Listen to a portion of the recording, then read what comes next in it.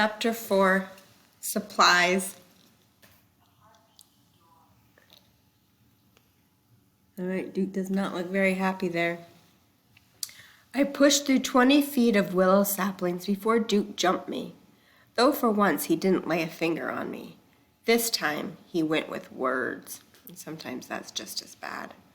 "It's all your fault," he thundered. His face was pressed so close to mine as he could get without poking me with his horn. His eyes were steady, the way they got when he made up his mind to take something that didn't belong to him. "Maybe we should just head home," I suggested, holding my ground, "before something else happens." "Are you crazy?" he half shouted. "I can't go home like this. They'll ground me for years." He might have been exaggerating, though not by miles. Lately, his parents were strict as nuns. They tried everything else with him until at last the resort they returned to discipline. "It's not that bad," I said, hoping to calm him. Lowering his voice, Duke whispered, "What does it look like?" "Well," I stalled, "a nose, a big nose." "That's gray," he exploded. "And pointed?" "I've seen worse."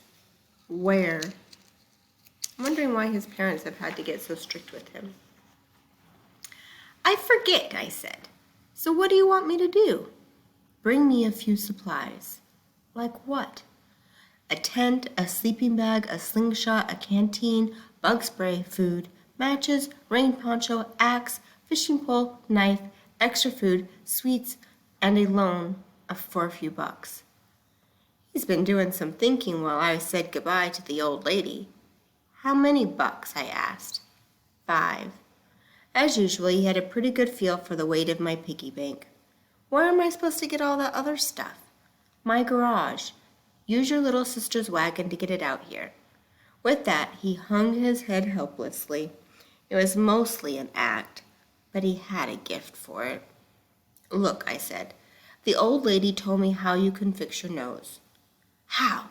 He turned suspicious. "All you have to do is one genuine act of kindness, and it's gone." That news straightened him up in a flash. I couldn't have done it any faster by stomping on his big toe, which in a way I had. If pride had toes, I'd nailed Duke's. He bragged about bad deeds, not kind ones. "Don't be so dumb," Duke nagged. "That old bat doesn't know anything." "Have it your way," I sighed. "So you'll get the supplies?" "I guess, this once." Claire is awful nice for someone who's been bullying her.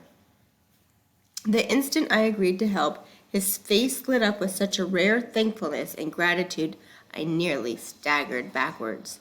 The makeover didn't last long, though. "Don't mess up," he threatened. He started to reach up for my cap, having forgotten all about his new nose and how it shot out farther every time he bullied, to protect himself from himself. I stomped on his big right toe, his flesh and bone, and left him hopping around on one foot. "I'll be back as soon as I can," I said.